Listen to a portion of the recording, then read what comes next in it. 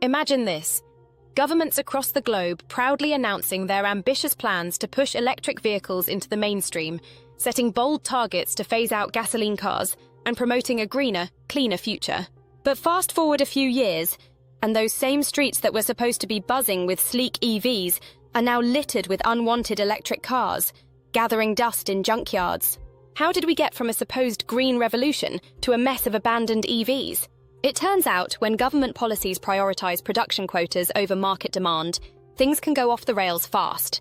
Let's explore how these top-down mandates are filling lots, not with happy drivers, but with unsellable electric vehicles. Governments worldwide have set increasingly aggressive targets for EV production, all part of a larger plan to reduce emissions and combat climate change. On paper, it sounds great, but there's a catch. Producing more EVs doesn't guarantee people will buy them. The push for production often outweighs the focus on whether consumers actually want or can afford these vehicles. Automakers, pressured by government quotas, churn out more EVs to meet regulations, leading to an oversupply that outpaces demand. Consumers, on the other hand, remain hesitant due to high upfront costs, concerns over charging infrastructure, and questions about battery lifespan.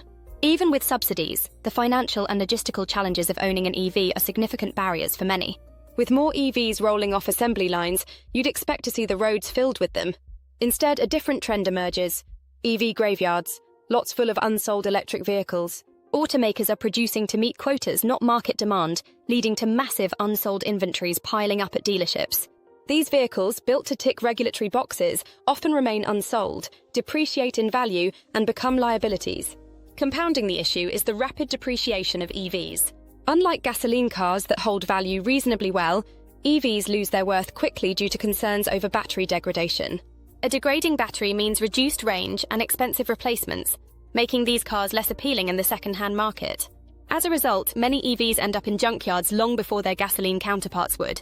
One reason EVs head to junkyards faster is their batteries. Unlike gasoline engines, which can run for decades with proper maintenance, EV batteries have a limited lifespan. When they lose their ability to hold a charge, the vehicle's range plummets, and replacing the battery often costs as much as a new car. This leaves owners with little choice but to scrap the vehicle entirely.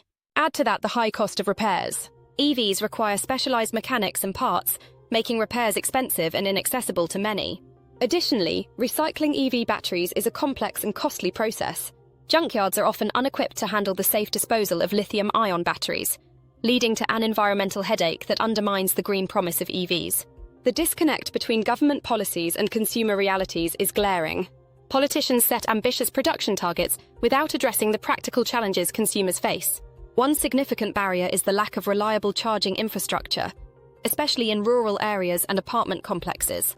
Without widespread access to chargers, owning an EV can feel more like a burden than a benefit. The high upfront cost of EVs, even with subsidies, combined with concerns about long-term maintenance and resale value, makes them an unattractive option for many consumers. Additionally, a level of distrust persists as EVs are still a relatively new technology. Concerns over battery fires, limited range, and charging network reliability make buyers hesitant to commit. The unintended consequences of government quotas are beginning to surface.